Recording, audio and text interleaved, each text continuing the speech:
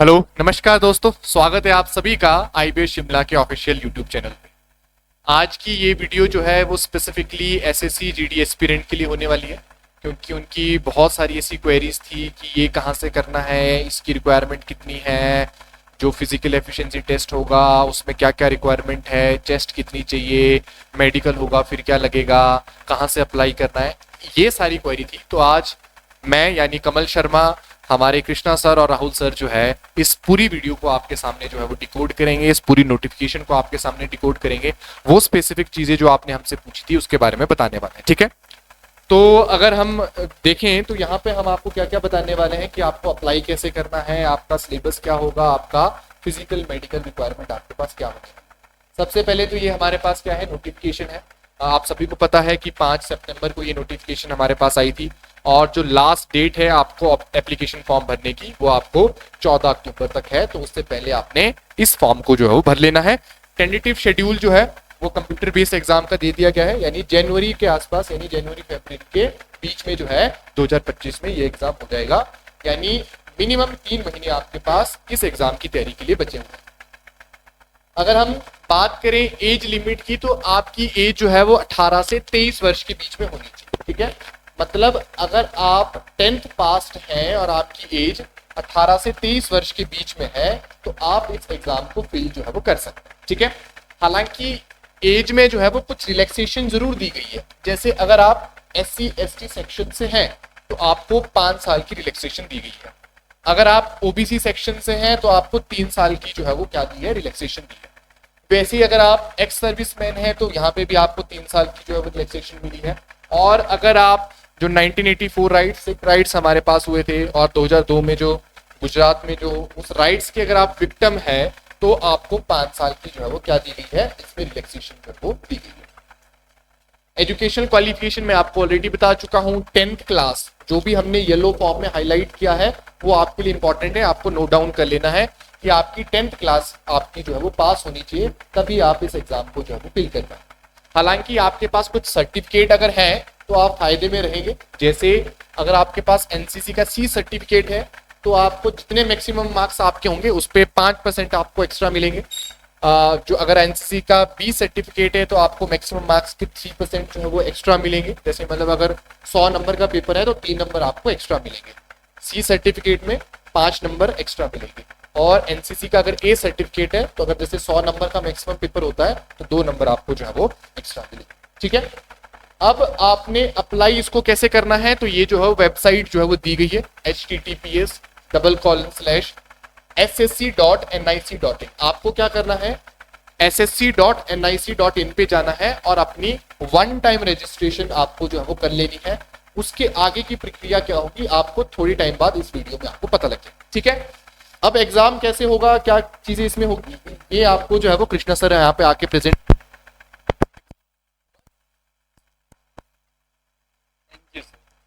तो बेटा एग्जाम जो है आपका सबसे पहले तो जो है ये कंप्यूटर बेस्ड होने ही देना पड़ेगा, आपको कोई OMR शीट फिजिकल नहीं मिलेगी। नंबर सेकंड, आपको पता होना चाहिए कि यहाँ पे जो पेपर है उसके अंदर टोटल नंबर ऑफ क्वेश्चंस कितने आ रहे हैं। तो टोटल नंबर ऑफ क्वेश्चंस बेटा हमारे पास टोटल आ रहे हैं कितने, 80 क्वेश्चन, जिसमें कि हर एक जो क्वेश्चन होगा प्रत्येक क्वेश्चन 2 नंबर का होने वाला है। अब ये जो 80 क्वेश्चंस हैं इनको अगर आप देखोगे तो ये 4 अलग अलग कैटेगरी में डिवाइड हो रहा है। ठीक है, पूरे पेपर में part A, part B, part C, part D 4 तरह की कैटेगरीज देखने को मिलेंगी। ए जो है category that is regarding general आपका इंटेलिजेंस एंड रीजनिंग। ठीक है, तो मतलब रीजनिंग के जो है कुछ जनरल इंटेलिजेंस के जो है आपको क्वेश्चन पूछे जाने हैं वहां पे, और 20 क्वेश्चन जो है ये रहेंगे जो कि आपके 40 नंबर के होने वाले हैं। देन सेकंड कैटेगरी जो रहेगा पेपर का B, वहां आपको आएगा जनरल नॉलेज एंड आपका जनरल अवेयरनेस। जनरल नॉलेज और जनरल अवेयरनेस के अंदर आपके पास करंट अफेयर रहने वाला है, और उसके अंदर आपके कुछ जनरल स्टडी के जो सब्जेक्ट्स होते हैं पॉलिटी, हिस्ट्री, ज्योग्राफी और इस तरह के कुछ सब्जेक्ट रहने वाले हैं। क्वेश्चन जो है वो इसमें भी 20 आने वाले हैं और 40 नंबर का ये भी रहने वाला है सेक्शन। सी जो है बेटा वो एलिमेंट्री मैथमेटिक्स, मतलब आपको 10वीं तक का मैथ्स पता होना चाहिए, उसमें से भी आपको 20 क्वेश्चन जो है बनेंगे 40 नंबर के, ये भी होगा। नेक्स्ट लास्ट जो है इंग्लिश और हिंदी, ये जो है आपको बेटा लैंग्वेज पूछा जाएगा। आप फॉर्म भर सिलेक्ट करोगे तो आपको इंग्लिश पूछा जाएगा, अगर हिंदी करोगे तो हिंदी पूछा जाएगा। ऑप्शनल है, मतलब आप इंग्लिश करोगे तो इंग्लिश आएगा तो आप इंग्लिश की प्रिपरेशन करोगे, नहीं तो हिंदी की करोगे। तो ऑप्शनल है ये, ऐसा नहीं है दोनों ही आने वाले हैं, ठीक है, या तो इंग्लिश या फिर हिंदी। 20 क्वेश्चन आएंगे 40 नंबर का। टोटल पेपर का टाइमिंग इंपॉर्टेंट है, दैट इज 1 आवर। 60 मिनट में आप ये क्वेश्चन सॉल्व करते हैं 80 क्वेश्चन। तो स्पीड जो है वो बहुत इंपॉर्टेंट रोल प्ले करने वाला है। आपको बहुत प्रैक्टिस करना पड़ेगा, हर चीज जो आप क्वेश्चन पढ़ोगे तो सेम टाइम आपको आंसर आना चाहिए, टिक करना पड़ेगा, ठीक है। ओके, तो नेक्स्ट अगर आप यहाँ पे देखोगे कि मल्टीपल चॉइस में क्वेश्चन रहने वाला है और आपका पेपर का जो एग्जाम का पैटर्न होगा उसमें इंग्लिश, हिंदी और बाकी 13 अलग अलग भाषाएं होने वाली है। मतलब रीजनल कुछ लैंग्वेजेस में, कॉन्स्टिट्यूशनल लैंग्वेजेस में भी पेपर होने वाला है, जैसे कि गुजराती, मराठी, बंगाली एंड ये उर्दू तक, ठीक है। ये पढ़ लो आप लैंग्वेज कौन कौन सी। अब मोस्ट इंपोर्टेंट नेक्स्ट क्वेश्चन जो बच्चों का था concern, that was regarding negative marking. तो बच्चे पूछ रहे थे कि सर पेपर में नेगेटिव मार्किंग होगा या नहीं होगा। तो बिल्कुल अगर आप देखोगे ध्यान से तो यहाँ पे ये 12.1.2 जो लिख रहा है वो नोटिफिकेशन का क्या बोल रहा है, नेगेटिव मार्किंग 0.25 मार्क्स का होगा। मतलब अगर एक क्वेश्चन 2 नंबर का है बेटा तो आपके पास क्या होने वाला है, उसमें से वो 2 नंबर में से 0.25 टोटल जो आपके सही हो रहे हैं उनमें से 0.25 कटेगा अगर एक गलत हो गया तो, ठीक है। तो इस तरह से नेगेटिव मार्किंग आपको देखने को मिलेगा। ये आपके पास पूरा का पूरा डिटेल्ड सिलेबस है जो हमने ऊपर जाके 4 अलग अलग पार्ट्स पढ़े उनका। जैसे कि आपको जनरल इंटेलिजेंस के अंदर क्या क्या पूछेगा, है ना, तो आपको ये देखना है कि क्या क्या चीजें हैं, इसको आप सिलेबस एक बार पढ़ लो, वो सारा का सारा चीज आपको प्रिपेयर करना है। नेक्स्ट दूसरा है जनरल नॉलेज और जनरल अवेयरनेस। तो कौन कौन से सब्जेक्ट्स हैं, जैसे लिखा है हिस्ट्री है, कल्चर है, ज्योग्राफी है, इकोनॉमिक्स है, तो ये सब्जेक्ट और करंट अफेयर का नॉलेज। देन नेक्स्ट है बेटा एलिमेंट्री मैथमेटिक्स। एलिमेंट्री मैथमेटिक्स में आप देखोगे डिटेल में पढ़ोगे तो आपको average, profit and loss, discount ratio, percentage, है ना, जो कॉमन मतलब रहता है मैथ्स का जो सिलेबस वो आपको ये पूछेगा। देन नेक्स्ट है इंग्लिश एंड हिंदी। तो उसके अंदर आपको जो है हिंदी और इंग्लिश का ग्रामर का बेसिक जो है और कॉम्प्रिहेंशन का नॉलेज होना चाहिए। तो ये तो रहा हमारा पार्ट सिलेबस के रिगार्डिंग, क्वेश्चन कितने आने वाले हैं और जो सिलेबस है वो क्या रहने वाला है। नेक्स्ट जो पार्ट है वो है बेटा आपका क्या, फिजिकल, आपके स्टैंडर्ड टेस्ट। मतलब जो पेपर आप जब दोगे और पेपर अगर आप क्वालिफाई करोगे तो आपका फिजिकल कुछ टेस्ट लिया जाएगा। जैसे आप मतलब ग्राउंड जिसको बोलते हैं जनरल लैंग्वेज, है ना, तो वो ग्राउंड में और फिजिकल में क्या क्या चीजें पूछी जाएंगी ये सबसे इंपॉर्टेंट है। सबसे पहले आप देखोगे बेटा कि यहाँ पे एक इवेंट होगा जो कि रेस का होगा। रेस के अंदर आप देखोगे कि आप मेल और फीमेल के लिए दोनों के लिए क्या है, अलग अलग तरह की जो है कंडीशंस है। मेल के लिए अगर आप देखोगे तो 5 किलोमीटर जो है 24 मिनट के अंदर दौड़ना है, जिसमें कि 1.6 किलोमीटर 7 मिनट के अंदर होना चाहिए।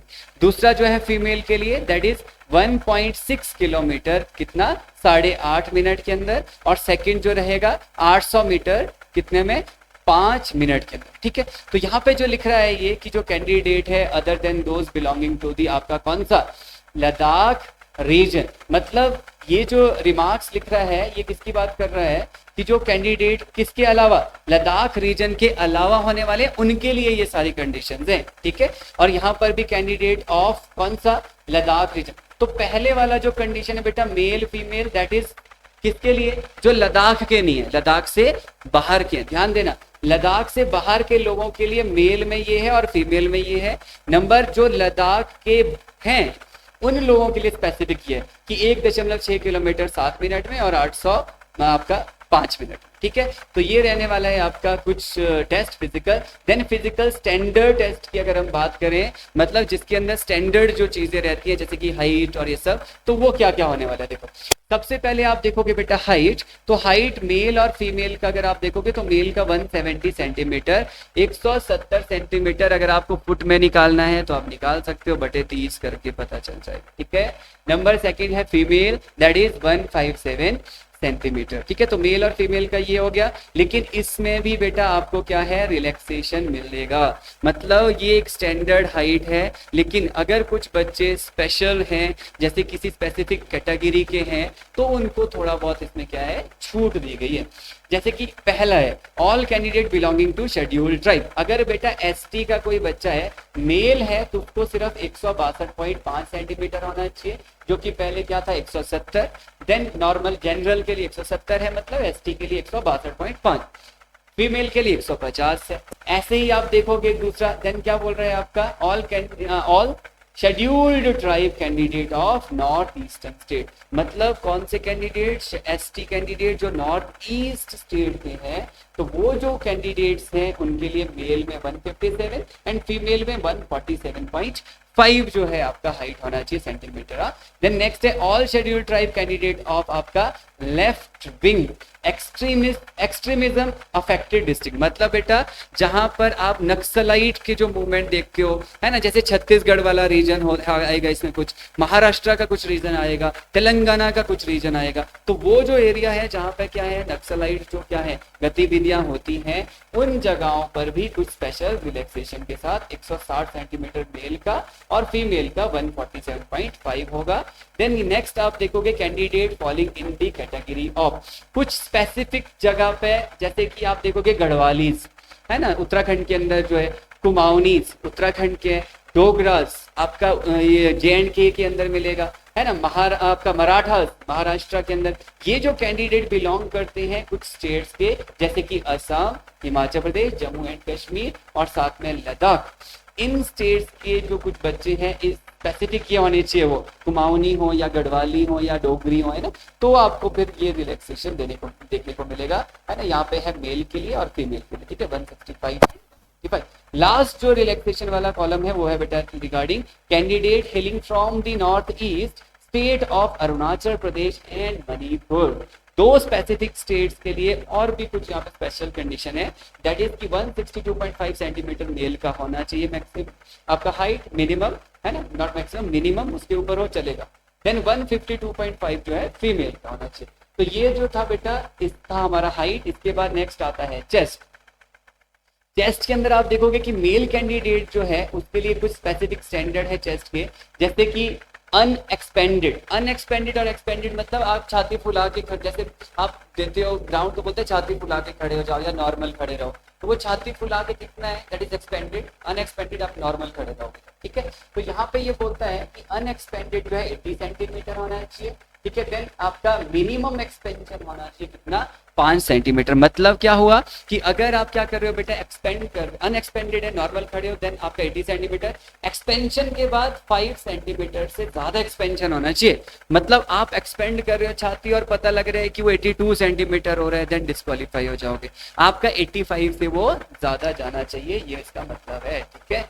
इसके बाद आप देखोगे कि चेस्ट में भी कुछ रिलैक्सेशन आपको देखने को मिलेगा, ठीक है। जैसे कि क्या कैंडिडेट जो शेड्यूल्ड ट्राइब के हैं उनको 76 चाहिए, है ना, मिनिमम एक्सपेंशन जो था 76 के बाद वो 5 का होगा इनके लिए, 81 टोटल हो गया मतलब।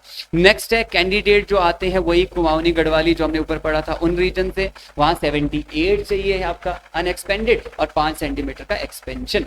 देन लास्ट जो है आपने हमने देखा था candidate hailing from north east state से, अरुणाचल प्रदेश हो गया, मणिपुर हो गया और आपका मेघालय, मिजोरम, नागालैंड, सिक्किम, त्रिपुरा और गोरखा टेरिटरी एडमिनिस्ट्रेशन GTA बोलते हैं। तो ये वाला जो रीजन है इसमें भी आपको 77 जो है सेंटीमीटर अनएक्सपेंडेड और 5 सेंटीमीटर का एक्सपेंशन आपको देखने को होना चाहिए। देन ये लिखा है इस नोटिफिकेशन में। अब इसके बाद का जो आप बेटा जो जानकारी है वो आपको राहुल सर देंगे, ठीक है। दैट इज रिगार्डिंग आपका मेडिकल क्या होना चाहिए और कैसे फॉर्म फिल करना है, ये कुछ इंपॉर्टेंट है, ठीक है। तो स्टूडेंट्स देखिए जो मेडिकल स्टैंडर्ड टेस्ट है, मेडिकल स्टैंडर्ड टेस्ट से पहले आपके जो है इसके अंदर 3 फेजेस में आपका सिलेक्शन बेसिकली होता है। पहला फेज हो गया आपका रिटन एग्जामिनेशन। रिटन एग्जामिनेशन आप क्वालिफाई कर जाते हैं तो आप जाएंगे फिजिकल टेस्ट के अंदर। फिजिकल टेस्ट आप क्वालिफाई करते हैं तो उसके बाद आपका होना है medical standard test and document verification. तो देखिए जो मेडिकल टेस्ट है आपका, मेडिकल टेस्ट बेसिकली आपका जब आपका फिजिकल टेस्ट एक बार कंप्लीट हो जाएगा उसके बाद आपका मेडिकल टेस्ट होना है, उसके साथ साथ आपका क्या है डॉक्यूमेंट वेरिफिकेशन उसी के साथ में जो होना है।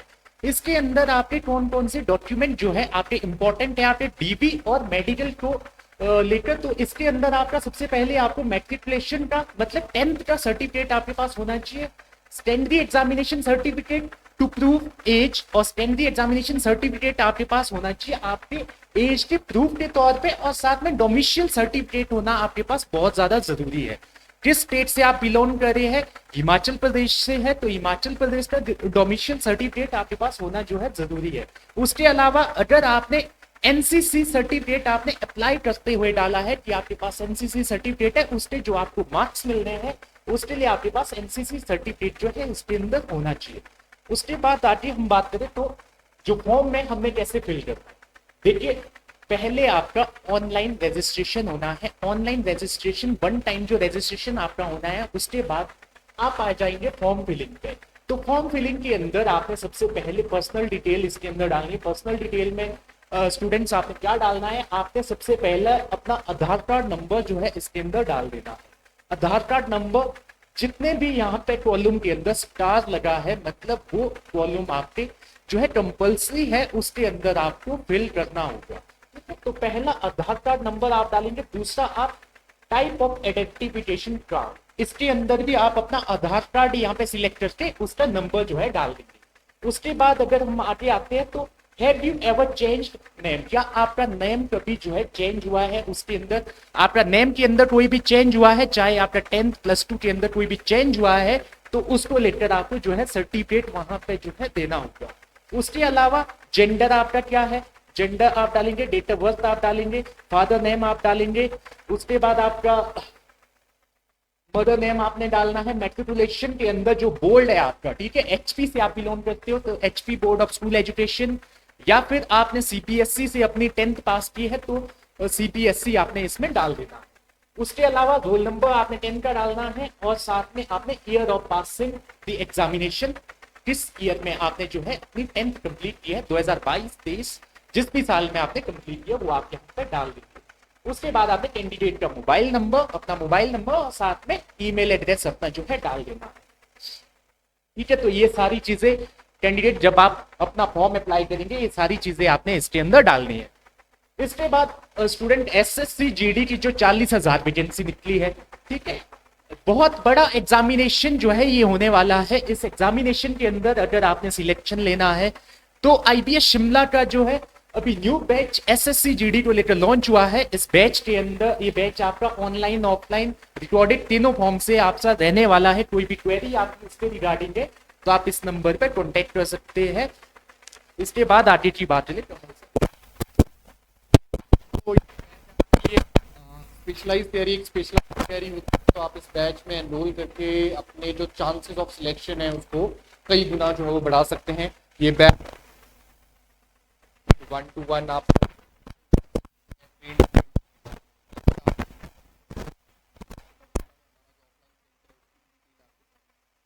इसके अलावा अगर आप बैंक और एसएससी एस्पिरेंट है तो वो भी हमारे कंटिन्यूस बैचेस जो है वो चलते रहते हैं। ये भी ऑनलाइन ऑफलाइन रिकॉर्डेड सभी फॉर्म में होते हैं। फ्री स्टडी मटेरियल प्रोवाइड किया जाता है, सारी फैकल्टीज बड़ी ट्रेंड है हमारे पास है। आपको free chapter wise study material और जो टेस्ट आपके होते हैं वो बिल्कुल लेटेस्ट पैटर्न के अकॉर्डिंग हमारे पास जो है वो होते हैं। ठीक है, तो बैंक का एग्जाम हो गया आपके पास, एसएससी में सीजीएल आ गया, सीएचएसएल आ गया, सीपीओ आ गया, जीडी हो गया, ये सभी एग्जाम की तैयारी जो है वो करवाई जाती है। इसके अलावा कई बार कुछ स्पेशलाइज्ड बैचेस भी होते हैं जो आपके सामने कृष्णा सर बताएंगे कि इन स्पेशलाइज्ड बैचेस में हमारे पास क्या होता है। तो स्टूडेंट्स क्या होता है कि कुछ बच्चों का फॉर एग्जांपल पहले से कुछ पढ़ रखी है चीज़ें और कुछ चीज़ें जो है उनकी क्लियर हैं, कुछ चीज़ें नहीं है। तो स्पेसिफिक ये जो बैच है ये उन बच्चों को देख के ही जो है बनाया गया है। जैसे कि अगर कोई बच्चा है जिसका बैंक एसएससी के अंदर इंटरेस्ट है तो एक कॉमन बैच तो हमारे पास चल रहा है जो स्पेसिफिक रहने वाला है विद क्या बैंक और एसएससी के रिगार्डिंग। ठीक है, लेकिन इसी स्पेशलाइज्ड बैच के अंदर आप देखोगे बेटा कि हमें सिर्फ एसएससी बैंकिंग में क्या है, अलग अलग तरह की चीजें हैं, जैसे फॉर एग्जांपल क्वांट्स है, रीजनिंग है, इंग्लिश है ना, बैंकिंग करंट अफेयर हो गया। तो इन सारी चीजों को अलग अलग तरह से हम पढ़ाते हैं, अलग अलग प्रॉपर कोर्स की तरह, है ना। लाइक आप बैंकिंग का कोई बच्चा है या एसएससी का कोई बच्चा है और उसका पहले से ही उसने कुछ सब्जेक्ट्स पढ़ रखे, फॉर एग्जांपल उसका क्वांट्स अच्छा नहीं है, बाकी चीजें अच्छी हैं, तो सिर्फ क्वांट्स जो है वो हमसे ले सकता है, परचेज कर सकता है। ऑनलाइन ऑफलाइन दोनों जो है ये मोड में बैच मिलता है स्पेशलाइज्ड। सेकंड हो गया सेम चीज की क्वांट्स बाकी चीजें आती है, रीजनिंग नहीं आती है, उसका वीक है, उसको प्रैक्टिस करना है, तो ये रीजनिंग का जो है यहाँ पे बैच अलग से दिया जाता है। And third is English, and next जो है आपका that is banking awareness and current affair. तो अगर कोई बच्चा है कि उसका बैंकिंग अवेयरनेस अच्छा नहीं है, बाकी सब कुछ ठीक है ना, बैंकिंग का बच्चा है, तो उसके लिए ये जो स्पेशलाइज्ड जो कोर्स है वो बहुत ही जो है क्या रहने वाला होता है, लाइक आपका एक एनहांसर का काम करता है, एग्जाम के अंदर जो है रैंक आपको दिलवाने का काम करता है, ठीक है। सेम बेटा इसी तरह से आप देखोगे एक एसएससी के लिए, है ना, उसको हम बोलते हैं GS power pack for SSC. मतलब अगर कोई बच्चा है वो बैंकिंग वाले जो सब्जेक्ट्स हैं जो कॉमन होते हैं एसएससी एंड बैंकिंग में, वो उसका बहुत अच्छा है, लेकिन जनरल स्टडी की वजह से वो बच्चे का रैंक अच्छा नहीं मिल पा रहा है, तो उसके लिए ये बहुत इंपॉर्टेंट जो है ये बैच है, जिसमें उसको ओनली जीएस के ऊपर फोकस करवाया जाएगा, जिससे उसके जीएस के अंदर मार्क्स जो है बहुत अच्छे होने वाले हैं, ठीक है। तो ये जो है बेटा हमारी तरफ से कुछ इंफॉर्मेशन जो आपके क्वेश्चंस थे वो हमने कुछ एड्रेस करने की कोशिश करी है। आपके इसके बाद भी कुछ क्वेरीज रहती हैं तो आप हमें कमेंट बॉक्स में जो है मैसेज कर सकते हैं, और एक्स्ट्रा कुछ जानने के लिए, इंफॉर्मेशन लेने के लिए जो नंबर स्क्रीन पे हमने आपको दिखाया था उस पे आप हमें कॉल कर सकते हैं। आईबीएस शिमला जो है आप विजिट भी कर सकते हैं, ठीक है। तो थैंक यू, बहुत बहुत धन्यवाद। आपने इस वीडियो को अगर अंत तक देखा है तो आपको चैनल को सब्सक्राइब करना है और हमारे साथ जुड़े रहना है। ऐसे ही क्वालिटी और इन्फॉर्मेटिव वीडियो आपको आते रहेंगे। राहुल सर, थैंक यू, चलो, थैंक यू।